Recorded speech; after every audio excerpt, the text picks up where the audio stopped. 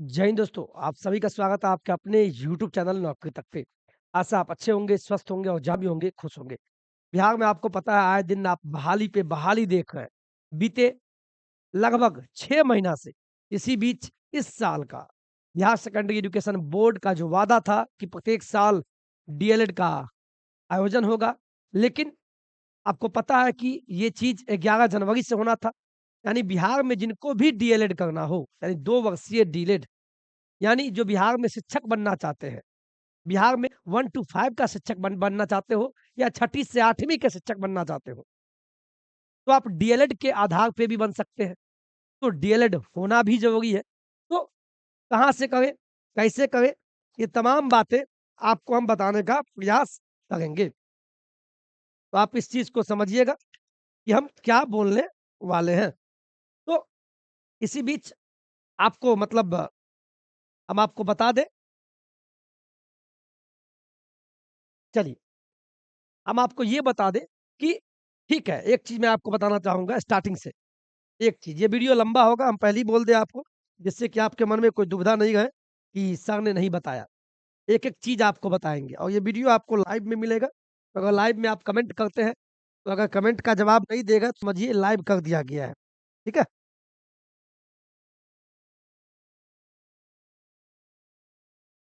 चलिए, सबसे पहले हम इसकी रूपरेखा को बताते हैं।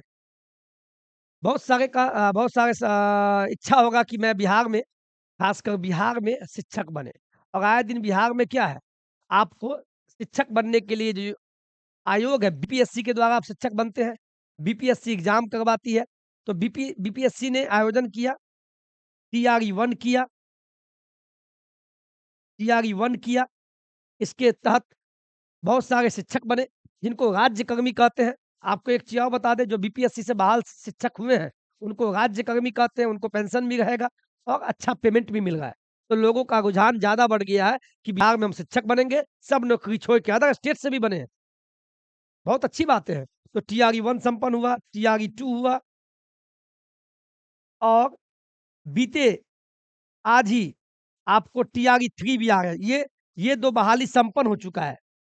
अब टीआरई 3 आने को है, यानी teacher recruitment examination third phase 3.0 आने को है, जो मार्च में संभावित भी है।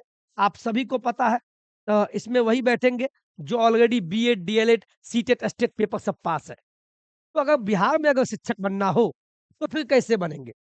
तो एक चीज़ बता दें, इसका 2 माध्यम है। या तो आप डीएलएड कर लीजिए, ध्यान से वीडियो देखिएगा, जिनको पता है बहुत अच्छी बातें हैं, या बीएड कर लीजिए। ये डीएलएड आप 2 तरीके से कर सकते हैं। या तो आप जो भी भाई 10+2 सब बताएँगे हम। कुछ साथी 10+2 किए रहते हैं या ग्रेजुएशन के बाद भी आप डीएलएड कर सकते हैं। पहले इस चीज़ को आप समझिए। इसके बाद बताएँगे कैसे क्या। इसका विज्ञापन आ चुका है, सारी चीज़ बताएँगे।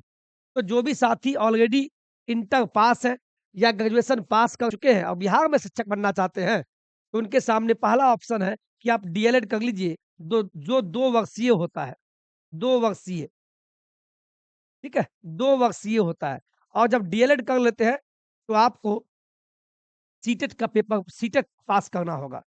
सीटेट का पेपर पास करते हैं, तब आप अगर इंटर के आधार पर डीएलएड किए 2 वर्षीय, तब तो आपको सीटेट का पेपर 1 पास होना होगा और इसके बाद आप बिहार में बीपीएससी में बैठ के राज्यकर्मी शिक्षक बन जाएँगे।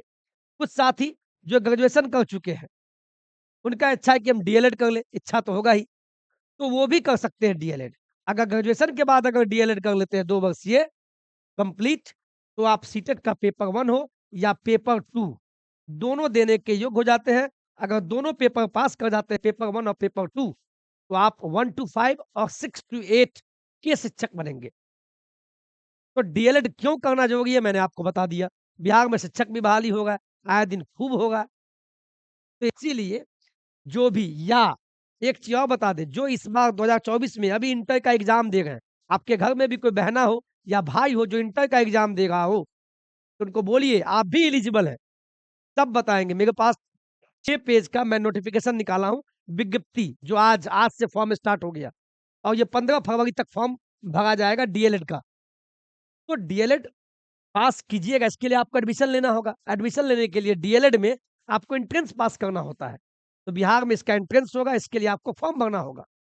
तो आपको सीधे शब्दों में बता दें कि जो इंटर पास है या ग्रेजुएशन पास है वो तो एलिजिबल है। जो इंटर के एग्जाम में इस बार बैठ भी गए हैं, अपियरिंग वाले जो इस बार एग्जाम दे गए, जो कल से स्टार्ट हुआ, वो भी एलिजिबल है डीएलएड के फॉर्म भरने के लिए। समझ गए? ये बहुत बड़ी जानकारी आपको हम दे गए। तो आराम से, मैं जानता हूँ आप लाइव में कमेंट कर रहे होंगे, लेकिन ये लाइव वीडियो है, लेकिन ये रिकॉर्डेड है, इसीलिए कमेंट नहीं ले फिर हम बोल रहे हैं, आप गलत मत सोचिएगा प्लीज। तो आपने ये चीज को समझ गया। तो डीएलएड का फॉर्म आज से भरना स्टार्ट हो गया है। तो आपको बहुत बारीकी से आपको हम बताएंगे कि फॉर्म, देखिए मेरे पास यहाँ भी है, आपको फॉर्म कैसे भरना है। बिहार विद्यालय परीक्षा समिति यानी Bihar secondary education board Patna इस डीएलएड फॉर्म का यानी डीएलएड का आयोजन कर रही है। यानी डीएलएड में एडमिशन लेने के लिए जो एग्जाम होगा वो बिहार विद्यालय परीक्षा समिति के द्वारा लिया जाएगा। इसका फॉर्म आज से भरना स्टार्ट है। तो आज तो भर नहीं पाएंगे, आज आप वीडियो देखिए, क्या डॉक्यूमेंट लगेगा, कैसे लगेगा, ये सारी जानकारियां आपको हम वीडियो के माध्यम से आज देंगे। देखिए वही हम चीज बताने वाले हैं। मैंने लिखा है ऑनलाइन फॉर्म आज से शुरू हो गया, कब तक भराना है सब बताएंगे। कौन कौन फॉर्म भर सकता है, कौन एलिजिबल है। अब आपका उम्र मान लीजिए 16 ही साल है, इंटर का एग्जाम ही देगा, तो आप तो एलिजिबल नहीं होंगे। वो सारी जानकारी आपको देंगे। डॉक्यूमेंट्स क्या क्या लगेगा, मैट्रिक इंटर आवासीय जाती है क्या क्या, सब बताएंगे। सिलेबस क्या रहेगा और पढ़ना कैसे है। तो आपको अगर जो पहली बार, चूंकि डीएलएड तो पहली बार ही करेंगे, तो सिंपल शब्दों में कहें, आप कुछ मत करना। इस वीडियो के नीचे में लिंक है, किरण पब्लिकेशन नामी, जिसमें खान सर का भी बुक आता है किरण पब्लिकेशन से। तो डीएलएड का 2 बुक मात्र है, आप ले लेना। इसमें प्रीवियस, देखिए 2024 जो एग्जाम होने वाला है, चूंकि एग्जाम पास करना होगा, फॉर्म भरिएगा तो एग्जाम देना होगा, वो भी ऑनलाइन, कंप्यूटर पे एग्जाम होगा। तो ये गाइड है। इस गाइड में क्या है, आपको देखिए सभी विषयों पे जितने भी विषय, मैथ, रीजनिंग, जीके, जीएस पूछेगा, 120 नंबर का एग्जाम होगा, सारी जानकारी इस गाइड में है। अब प्रीवियस ईयर में जो पूछा गया है, तो उसके लिए आप प्रैक्टिस के लिए आप ये बुक ले लीजिएगा। ये गाइड हो गया और ये प्रैक्टिस हो गया। स्क्रीनशॉट ले लीजिए और ये आपको मार्केट में भी मिल जाएगा। ऑनलाइन चाहते हैं तो लिंक नीचे है। आप पढ़िए, लेकिन एक बुक को 10 बार पढ़िए, बढ़िया से पढ़िए, 100% आप सफल होंगे। तो इस सारी जानकारी आपको हम आज इस वीडियो के माध्यम से हम बताएंगे। ऑलरेडी मैंने इसको पढ़ा है, आप स्क्रीन पर देखिए, दिखाई दे रहा है। देखिए देखिए मैंने अंडरलाइन किया है, ये कोई बकवास नहीं है। यहाँ देखिए, क्योंकि एक शिक्षक का काम होता है पढ़ना और पढ़ाना। देखिए वीवीआई मैंने लिखा है, देखिए स्टार्टिंग में भी मैंने लिख दिया है। देखिए वीवीआई, इसको मैंने पढ़ा है, तब आपको बताएंगे कितना नंबर लाना है। जो एससी एसटी में, ईबीसी में है, बीसी वन में है, उनको कितना नंबर लाना होगा 120 में से, तब आप पास माने जाएंगे। तभी तो आपको सरकारी कॉलेज मिलेगा। नहीं पास होंगे तो फिर प्राइवेट मिलेगा। चलिए अब स्टार्ट करें। चलिए यहां से हम लेते हैं, ठीक है।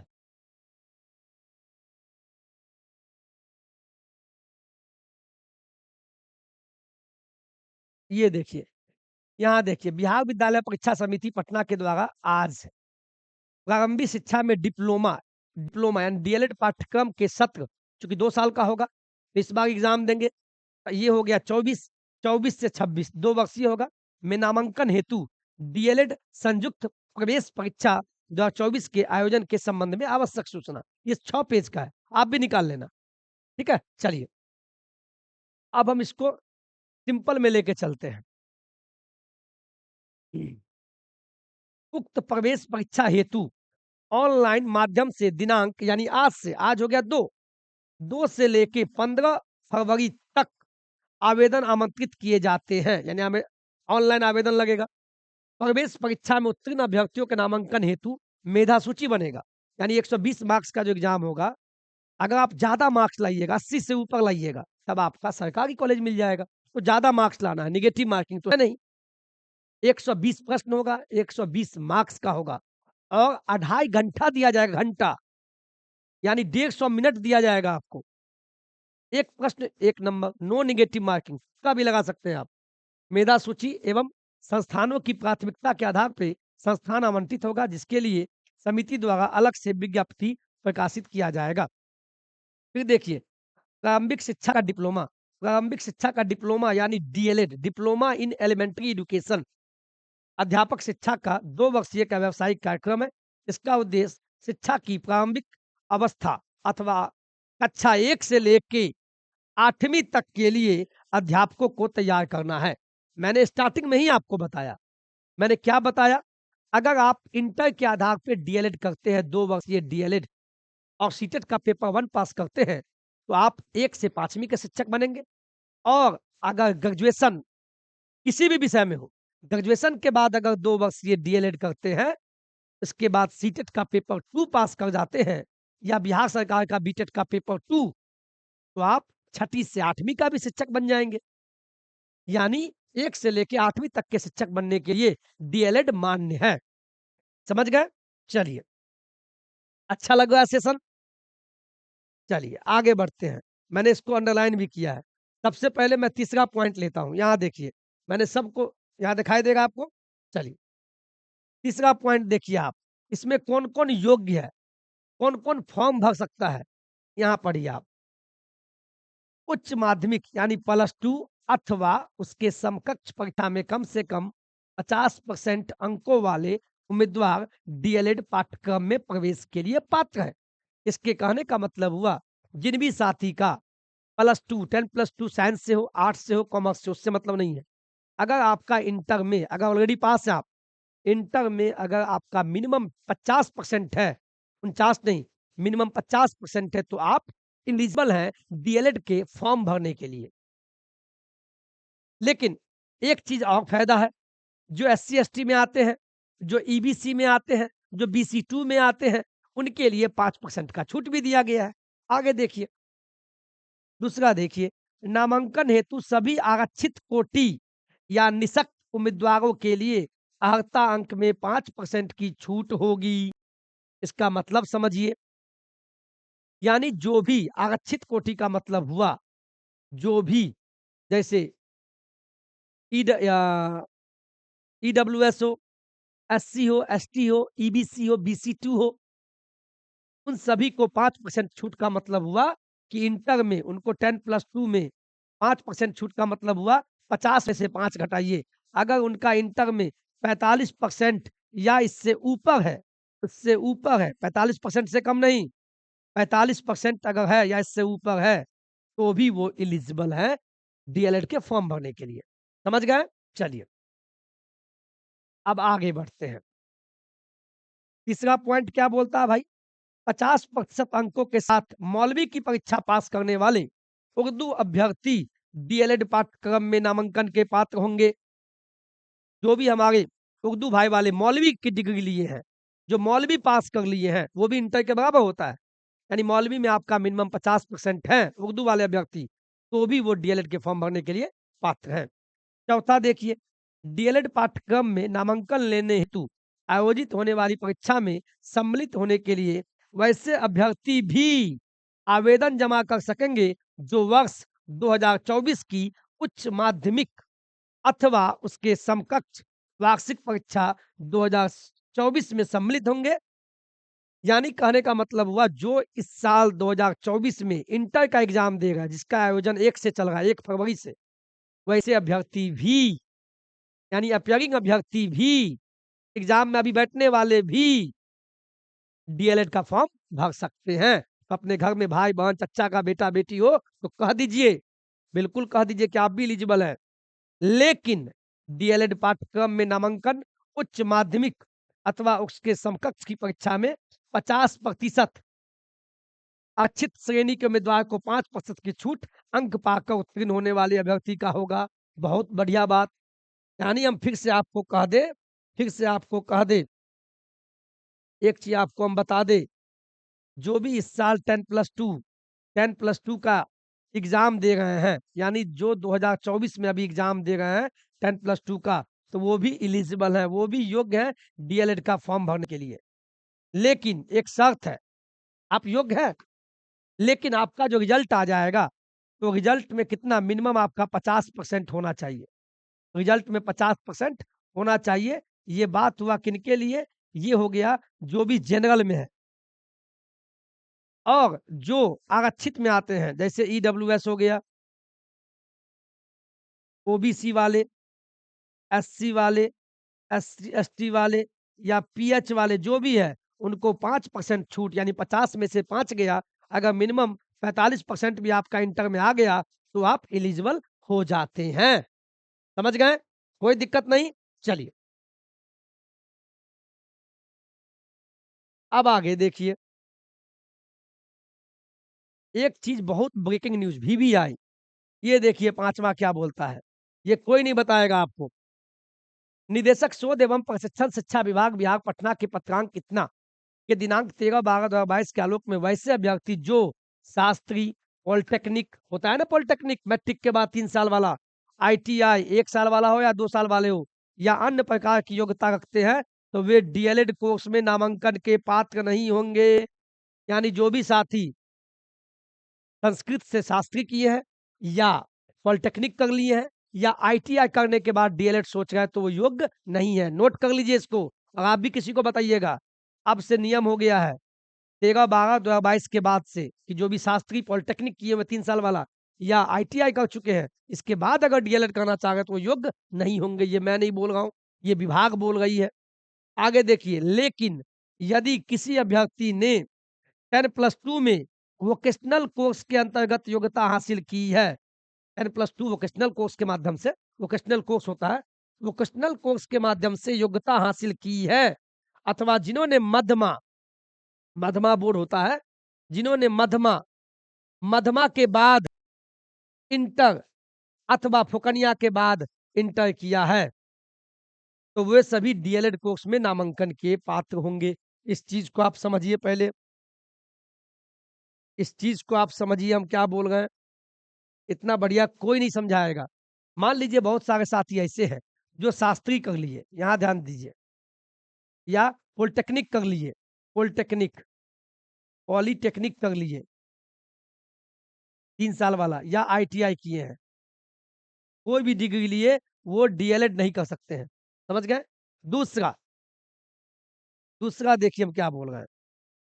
ऐसे भी साथी जो मैट्रिक मध्यमा से किए हैं, मध्यमा के बाद उसने इंटर कर लिया, इंटर पास कर लिया, या ऐसे साथी जो फोकानिया उर्दू वाले, जो फोकानिया किए हैं और फोकानिया के बाद इंटर कर लिए, 10+2 कर लिए, तो या मध्यमा वाले हो या फोकनिया वाले, ये दोनों वाले एलिजिबल है डीएलएड के फॉर्म भरने के लिए और डीएलएड में एडमिशन के लिए। इसको आप स्क्रीनशॉट ले लीजिए, बिल्कुल ले लीजिए।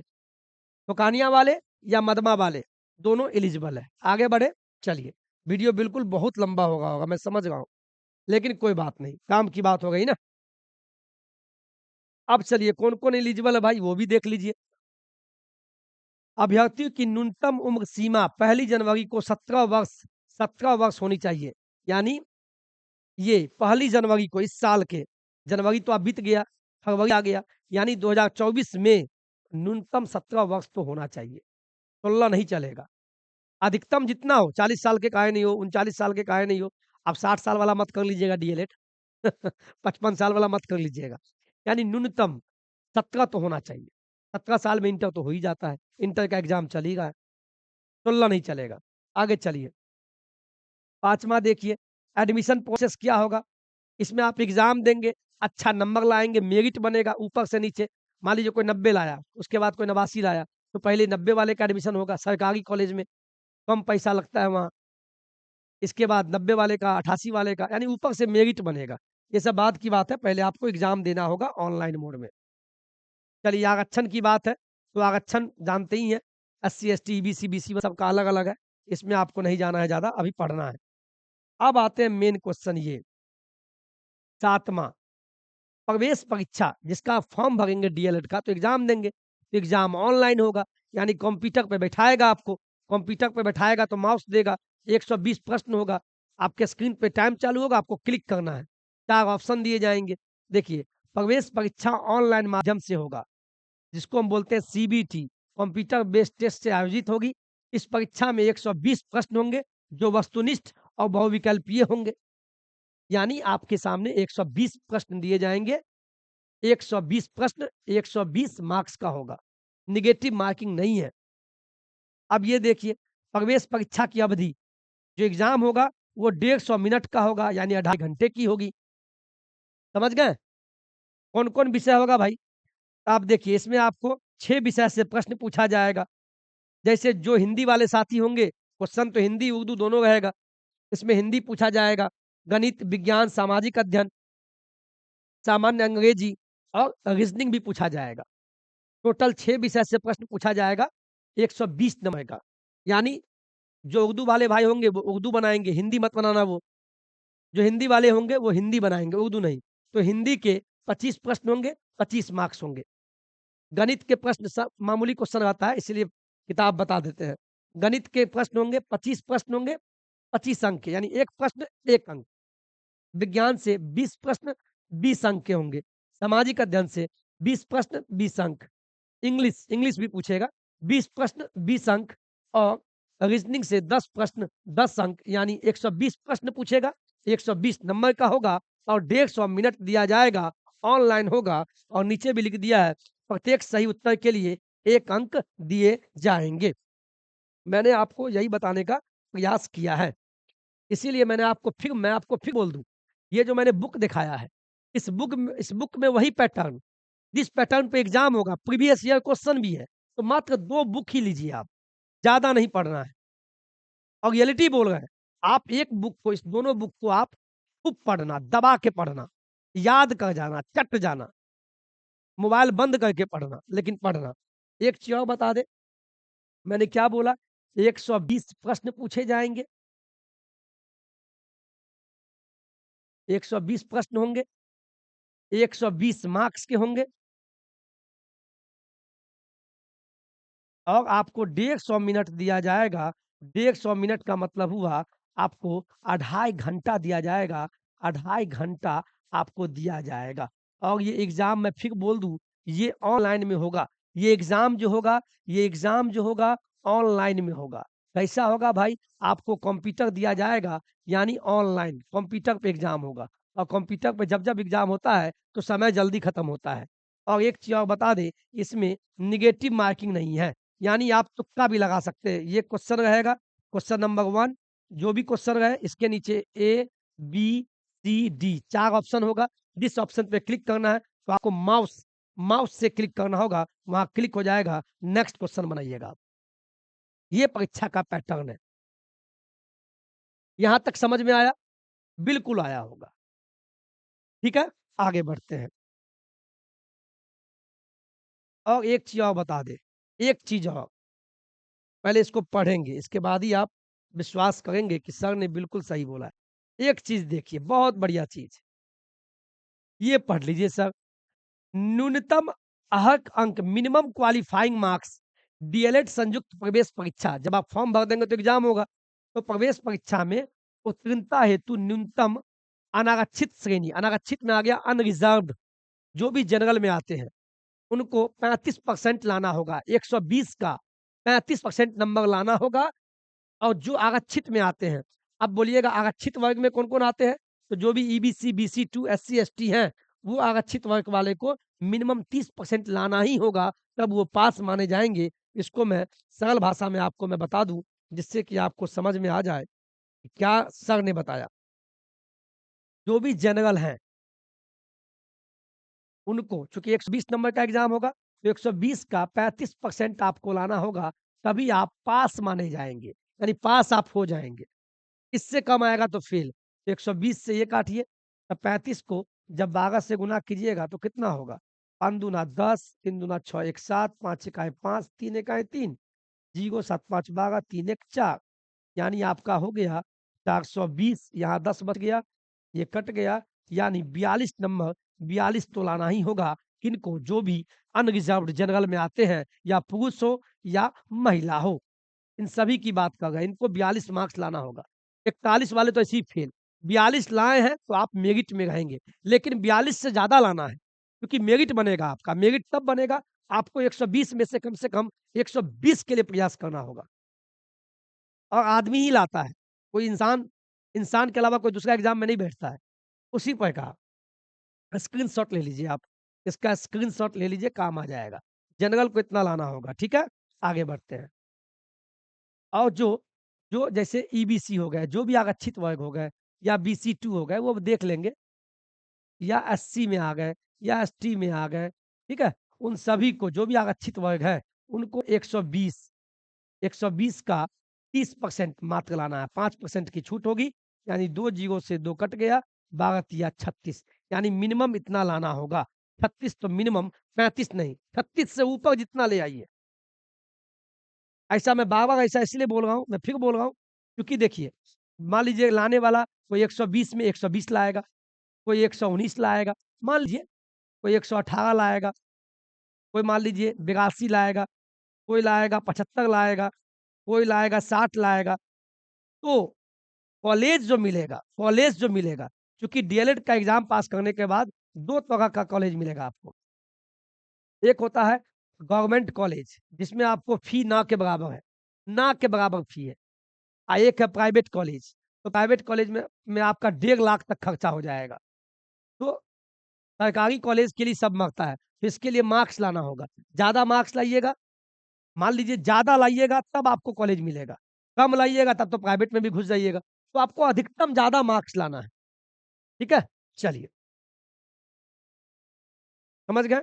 अब मैं फ़ी की बात बता दूँ, ये देखिए आप, इसमें जो भी सामान्य कोटि के हैं, यानी जो भी जनरल है, आर्थिक रूप से कमज़ोर, यानी जो ईडब्ल्यूएस में आते हैं, या जो पिछड़ा वर्ग में है, यानी जो बीसी2 में आते हैं, और जो अत्यंत पिछड़ा वर्ग में यानी जो ईबीसी में आते हैं, उन सभी को ₹960 लगेगा। इसमें पुरुष हो या महिला, ₹960।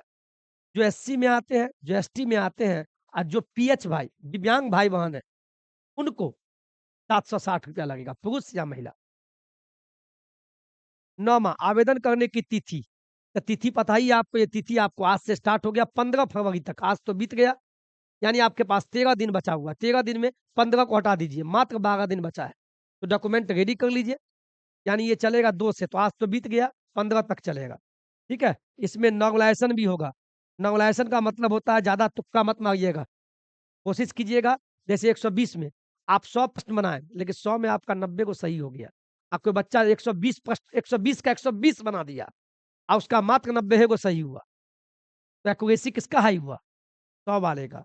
चूँकि 100 में 90 लाया, बाद बाकी क्वेश्चन छोड़ दिया, तो नॉर्मलाइज़ेशन के बाद उसका 5 नंबर बढ़ जाएगा। नेगेटिव मार्किंग नहीं है, लेकिन नॉर्मलाइज़ेशन कर दिया गया है। इस चीज़ को समझिएगा आप। तो आप लोग सभी लोग फॉर्म भर लीजिएगा, ऑनलाइन में होगा, साइबर कैफ़े चले जाइएगा, वो सब कर देगा आपको, ठीक है? अपने से गलती मत कीजिएगा। और एक चीज़ और बता दें आपको लास्ट में, कि डॉक्यूमेंट क्या-क्या लगेगा, ये तो मैंने बताया नहीं, ये भी बता देते हैं आपको सर, डॉक्यूमेंट क्या-क्या लगेगा। चलिए, अब उस बटन पे आते हैं, डॉक्यूमेंट, डॉक्यूमेंट ये देखिए, अब आते हैं डॉक्यूमेंट पे। ये वीवीआई, इसको नोट कर लीजिएगा सर प्लीज़, इतना मेहनत, प्रमाण पत्रों का अपलोड करना, क्या-क्या लगेगा?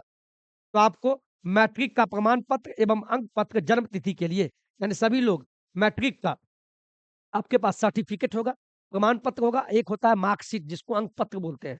दोनों अपने पास रखिएगा, दोनों लेके जाना है कैफ़े में। इसके बाद आप अगर इंटर पास है, इंटर के आधार पे भर गए, क्योंकि मिनिमम क्वालिफ़िकेशन इंटर है। अलग बात है आपने ग्रेजुएशन के बाद अगर डीएलएड कर रहे हैं, मिनिमम क्वालिफ़िकेशन इंटर है, तो इंटर का ही डिग्री लगाना है। तो इंटर का प्रमाण पत्र यानी सर्टिफिकेट और अंक पत्र ये भी लगेगा। ग्रेजुएशन के आधार पे भी कर रहे हैं, तो भी आपको इंटर का ही सर्टिफिकेट लगाना है, मैट्रिक और इंटर। इसके बाद अब आते हैं एससी-एसटी वाले, जो भी एससी या एसटी में आते हैं, उन उम्मीदवारों को जाति प्रमाण पत्र लगेगा। एससी-एसटी वाले जितने भी भाई-बहन हैं, सभी लोग जाति प्रमाण पत्र बना लीजिएगा। और जो अत्यंत पिछड़ा वर्ग, जो ईबीसी में आते हैं या बीसी2 में आते हैं, उन उम्मीदवारों को क्या लगेगा भाई? तो आप अगर बिहार के हैं ना, देखिए जो एससी-एसटी में आते हैं वो क्या कीजिएगा, आवासीय और जाति प्रमाण पत्र बना लीजिएगा, एससी-एसटी वाले भाई-बहन। जो ईबीसी या बीसी2 में आते हैं, वो क्या कीजिएगा, आवासीय बना लीजिएगा, जाति प्रमाण पत्र भी बना ही लीजिएगा आप। और तीसरा डॉक्यूमेंट आय प्रमाण पत्र, 3 डॉक्यूमेंट बन जाएगा, तब आपको चौथा डॉक्यूमेंट ये लगेगा, क्रीमी लेयर रहित प्रमाण पत्र। इसको मैं सिंपल में समझा देता हूँ। वीडियो लंबा हो गया ना? चलिए कोई बात नहीं, मुझे संतुष्टि है। जो भी एससी-एसटी में आते हैं हमारे भाई-बहन, ये देखिए, एससी-एसटी वाले आप लोग क्या करेंगे सर प्लीज़, आप क्या करना, आवासीय बनवा लेना, आवासीय। आवासीय बनवा लीजिए, नोट कर लीजिए। और आप जाति प्रमाण पत्र बनवा लेना। 2 डॉक्यूमेंट बनवा लेना, नोट कीजिए। अब आते हैं जो भी भाई ईबीसी में आते हैं भाई-बहन, ईबीसी या बीसी 2 वाले, पिछड़ा वर्ग वाले, वो क्या करना, वो आप 3 डॉक्यूमेंट, पहला आवासीय बना लेना। अगर वीडियो अच्छा लगे सर, तो अपने दोस्तों के बीच प्लीज़ शेयर कर दीजिएगा। आवासीय, जाति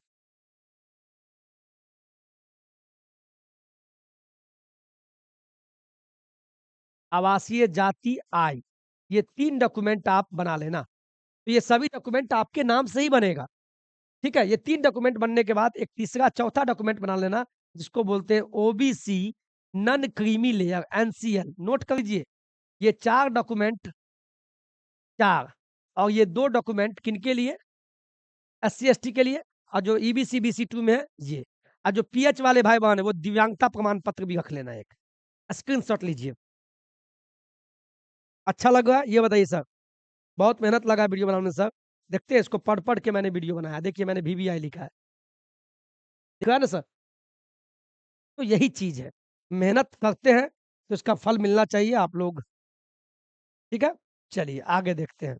और एक चीज़ और बता दें, मान लीजिए हमारी पत्नी है, हम शादीशुदा हैं, हमारी पत्नी को भी डीएलएड करने की इच्छा हो, उसको भी फॉर्म भरना है मान लीजिए, तो हम तो शादीशुदा हैं। तो जो भी विवाहित महिला है, जो शादीशुदा महिला है, अगर वो डीएलएड का फॉर्म भरना चाहती हैं, तो आप एक गलती मत करना, नोट पॉइंट। यहाँ देखिए, आरक्षण का दावा करने वाली विवाहित महिलाओं के जाति अद्यतन क्रीमी लेयर रहित प्रमाण पत्र उनके पिता के नाम एवं पता से निर्गत होना चाहिए, न कि उनके पति के नाम से।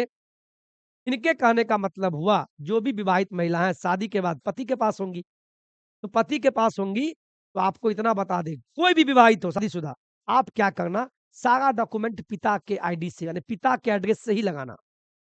मेरा एक सलाह होगा, एज अ शिक्षक, आप क्या करना, आवासीय, अब मान लीजिए कोई एससी-एसटी में महिला है, एससी-एसटी महिला, तो वो विवाहित महिला, शादीशुदा, वो क्या करना, आप आवासीय जाति प्रमाण पत्र, ये दोनों डॉक्यूमेंट आप पापा, पिताजी के घर के, पिताजी के एड्रेस से निकलवाना, यानी आप अपने मायके से बनवा लेना।